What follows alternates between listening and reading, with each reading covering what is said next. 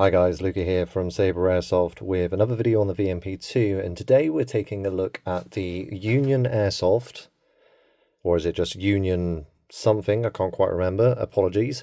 I will put a link down in the description below for you. We're having a look at their TDC screw. In my video where I announced the release of the charging handles, I did call out about how I considered their marketing and the material that they've chosen for their charging handle to be over-engineered and marketing nonsense. And I still do think there's a lot of marketing nonsense in there. They weren't lying about what material they make these out of. I can confirm that this is indeed 17.4 pH steel, and I can confirm stainless steel, and I can confirm that by the fact that it's magnetic and is definitely a stainless steel. However, I do still think they're overpriced. Now, I think the design is good. I will say that. The design is very good. This O-ring, which it is an O-ring, is really, really clever because it does indeed stop this screw, the TDC screw, from backing itself out. Previously, as you know, I always recommended either an O-ring or a spring underneath it in order to stop it basically having a lot of slop, which can cause your shots to go sky high in one shot and then tank in the next, depending on what weight you're using. This is a better design. It's the same length as the normal TDC screw. However, unlike the original, it doesn't actually bottom out before it bottoms out. And what I mean by that is there is a shelf on the original here, which they have obviously removed here. That allows just a tiny bit of extra travel. However, if you're using the nubs that we sell, that travel will damage something, so don't overdo it. If your shots are shooting towards the floor and you seem to have a lot of hop on, you're over hopping. That is a thing. Basically, it's where it's going so much backspin that it ends up going across the barrel, like the very top of it, rather than cushioning as it goes down, and then it ends up diving. I can demonstrate this in a video, in a later video at some point, but not right now this second. So that's the positives. That's what I do like about this, and I am going to be testing this. It does work with the nubs that we sell. I can confirm that. I've got one of the earlier versions here, and as you can see, it does indeed go inside the hole, and that's because it's the same dimension as this one. The fat one does not work with our nubs. At least, as far as I can tell, they won't work because they are much wider. So if you're using our nubs, this one will work, the other one won't. But I still don't think this is worth the 35 quid, I think this one is. I still don't think it's worth that. And the reason I don't think it's worth that isn't the design. It's for two reasons. Number one, 17.4 pH steel is complete and utter overkill. Absolute overkill. I have not heard or seen a single one of these break from the forces involved. It's compression forces. And in fact, zinc alloy is quite good with compression forces. So, not needed to be made out of 17.4 pH steel. That ups your cost. But the last thing, the thing that really makes me say this is not worth what you're charging is the machining. Now, anyone who's watched my videos for long enough knows I'm really critical when it comes to machining. If you claim that you're making a really high precision piece, the bare minimum you can do, and I mean bare minimum, is finish it. I can feel the burr from this indexing marker. I can feel it. And these corners are sharp. Like where you're supposed to squeeze and move the TDC screw, they are sharp and they hurt. Now, obviously, if you're wearing gloves, that's a non-issue. But if you're not wearing gloves, which a surprising number of people don't, it is going to dig into your skin. And that's a simple thing. You do a finishing pass. Otherwise, as I say, the design, really, really good. Make it out of 304 or even 303 stainless steel. It's a small part. 303 would be suitable for that, or 316 if you want to go fancy. 17.4 is complete overkill. And I did pay for this, by the way, guys. I didn't get this for free. I paid with my own money. Not my company's money, my money. And I will give this a fair run. I will take it out and about. However, obviously I didn't hide that it was me buying it. And they made a mistake. They also sent me their charging handle. And I say they made a mistake because, one, I didn't know this was coming. Two, you've just heard what I've said about the machining on that. And three, this isn't a sponsored video. I didn't ask for a sponsorship. I didn't ask for this. So I am going to say exactly what I think of this. Now again, starting from the top, design. Is it bad? No, it's a good design. I mean, it's basically the same as the original screw, but with this rifling type knurling on the side. Fine.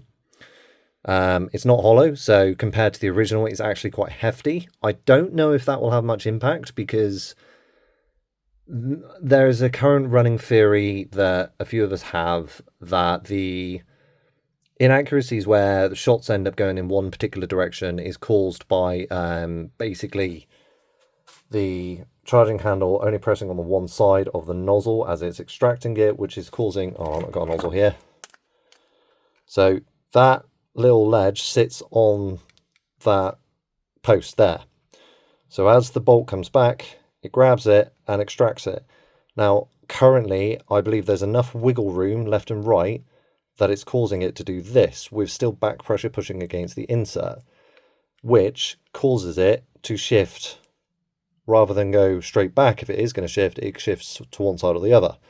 Bonus, you get to notice the second that your nozzle insert has shifted because all of your shots will suddenly start going to the one side. Downside, obviously, then it's shifting. So I'm wondering if the extra mass of this is going to have an impact. I don't necessarily think it will. However, it might. So I'm going to do some experimenting to try and figure that out. But again, the machining on this is subpar.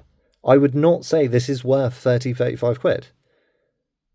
The reason being is that if I look here, this was something that I noticed really, really quickly, and hopefully it'll focus.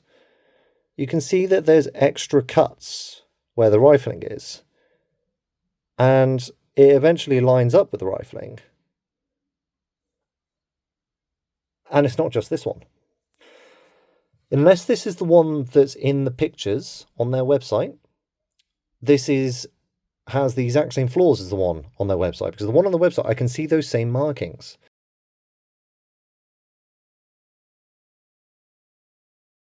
Which means your program on your CNC machine is wrong. And it's also an inconsistent finish. I can feel, you might not be able to see the marks, but I can feel the machining. It's zippy, is the way I would describe it. And again, that's fine if it was consistent, but it's not. That's zippy. And then obviously they've paired it off and then sanded it down. Be consistent in your finish. Pick a finish and stick with it.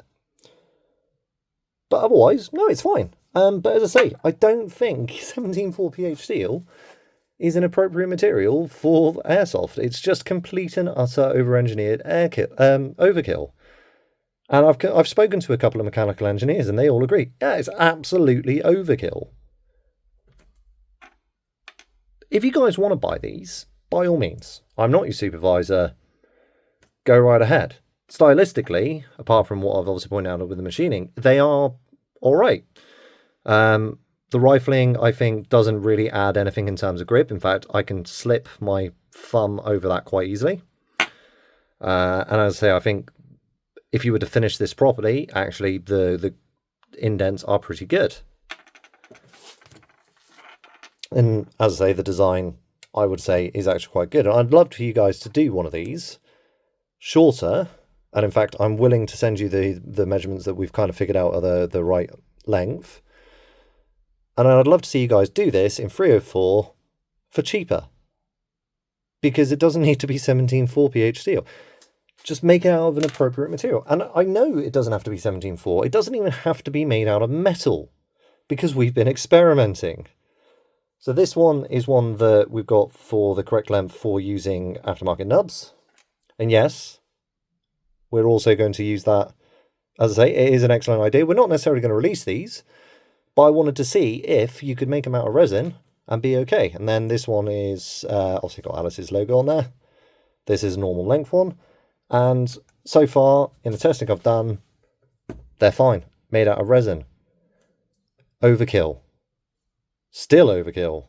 Fine. Like, I mean, the only thing I expect to go on these is the threads.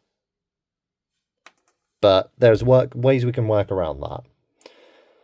Anyway, that's it for this video, guys. I am going to do a full game day with these. It's only fair that I do that. Plus, I'm curious to see if that, you know, actually has any impact on the nozzle itself, and also just how, whether or not it backs out, because it is a clever design. And again, Union Airsoft, I do like it. I do like your TDC screw. I just think your machining needs work, and you need to put a proper finish on it.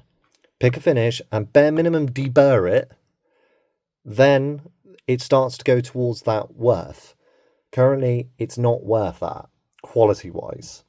Material-wise, yep, fine, I understand. It is an expensive material, but quality-wise, it's not there. You can do better, and I want you to do better, because I don't have the manufacturing capabilities and you do, so I think you can definitely do better, so please do. And if you want to work together, I'm happy to. I have a ton of ideas and things that I would love to get made and make, and I would happily license out the designs, but I just don't have the means and capital to do so. So if you do want to work together, reach out. If not, don't send me free stuff. I don't like this. Let me pay for it, please. Right, that's it for this one, guys. I do have some other things coming up soon. Don't worry. I know the content's been a little bit dry recently, but that's because I've been trying to get through a backlog of jobs, and I don't like recording AEGs. If you want me to record AEG work, I will do so, but I much prefer to do gas blowback stuff and look at parts in particular, review them, rather than just sit there in silence or time-lapse it, I suppose, because that's largely what I do. Anyway, that's it, guys. Catch you on the next one.